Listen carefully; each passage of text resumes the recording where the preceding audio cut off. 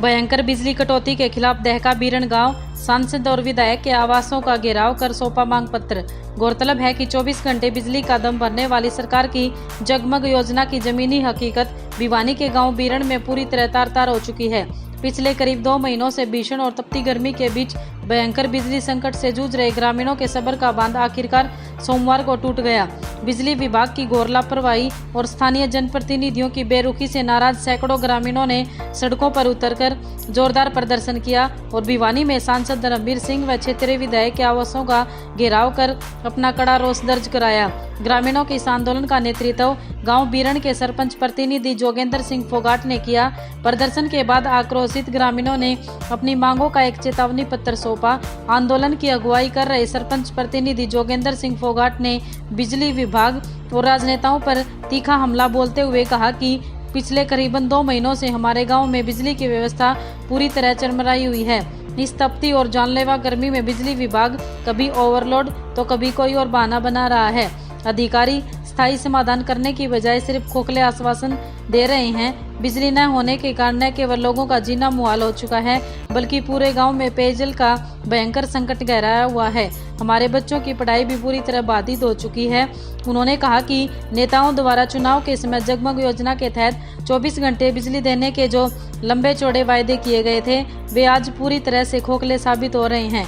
बार बार अधिकारियों और इलाकों के राजनेताओं के चक्कर काटने से बाद भी प्रशासनिक और राजनीतिक स्तर पर नतीजा पूरी तरह शून्य रहा, जिसके कारण ग्रामीणों को यह उग्र कदम उठाना पड़ा है। विभाग ये कह रहा है कि भाई आपसे या किसी जनप्रतिनिधि से काम नहीं, हमारे हिसाब से काम होगा। जैसा की बिजली की समस्या आ रही है। 3 मई को आंधी तूफान आए थे जी, उससे हमारे 14 पोल गिर गए थे। तो दांग डीएस हमारी हॉटलाइन है जो 24 घंटे लाइट रहती है। हमारे जगमग योजना में गाँव है, 100% हम बिल भरते हैं। तो उसके बाद हमारे 7 दिन में तो 10 मई को लाइट आई जी। लगभग सभी छोटे गाँव में लाइट आ गई थी, लेकिन हमारे गाँव में 7 दिन के बाद लाइट आई है। और उसके बाद हम लगातार 2 महीनों से चक्कर काट रहे हैं कि हमारी लाइन जोड़ दो, खेतों की लाइन से हमारा काम नहीं चलेगा। क्योंकि खेतों की लाइन ऐसी है जी, वहाँ फॉल्ट हर दिन हर घंटे फॉल्ट होते हैं।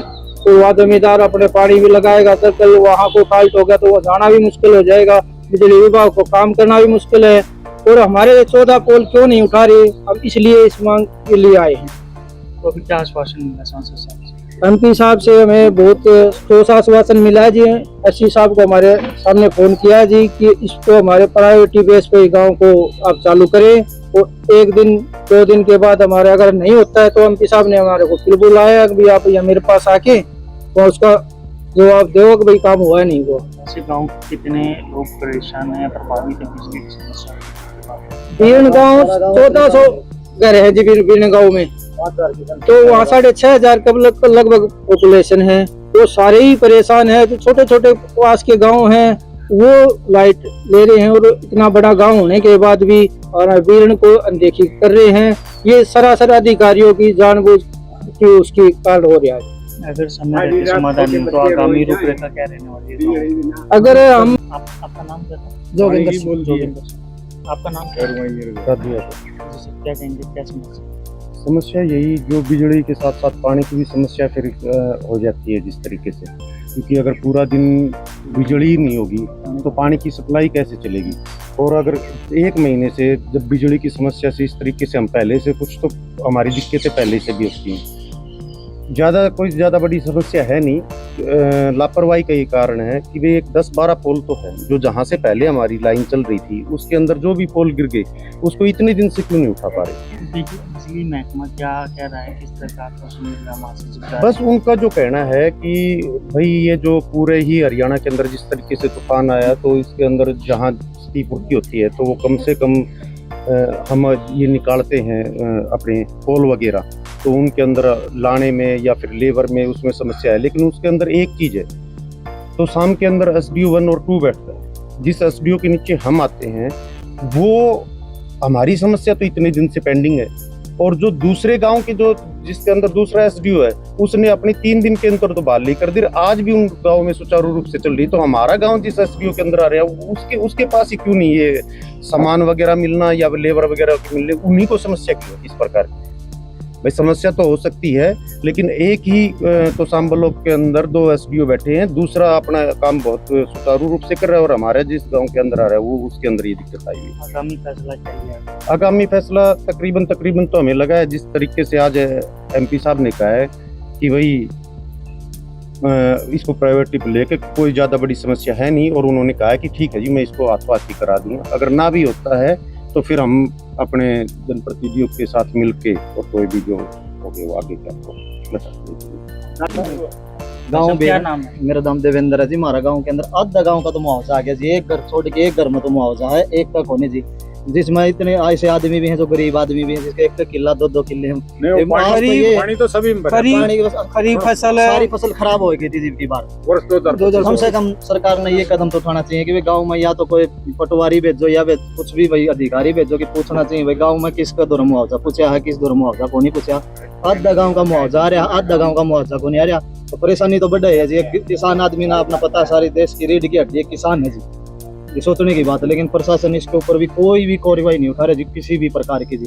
तो आप हमारी मांग तो यह है सरकार से कि एक मुआवजे के भी जी कम से कम हमारा स्थायी समाधान तो गला है कि कोई अधिकारी या कोई भी मतलब जांच करनी हो, कुछ भी होता है, एक बार जाके गाँव में हमारे सरपंच से मिला या कुछ भी समस्या हमारी समाधान हो तो हम सरकार के आभारी रहेंगे।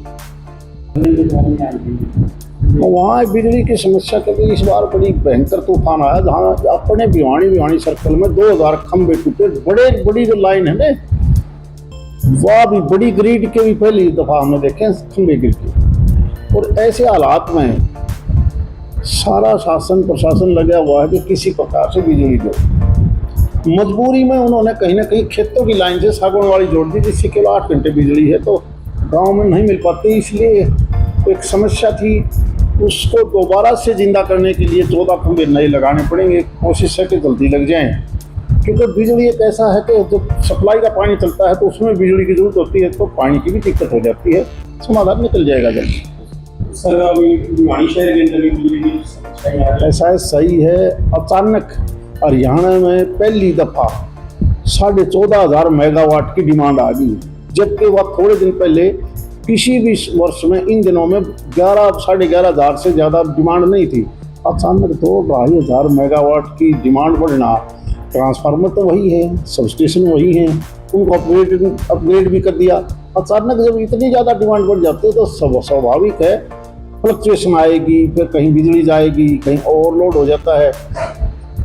भगवान करे कि इस प्रकार का तूफान दोबारा ना आए।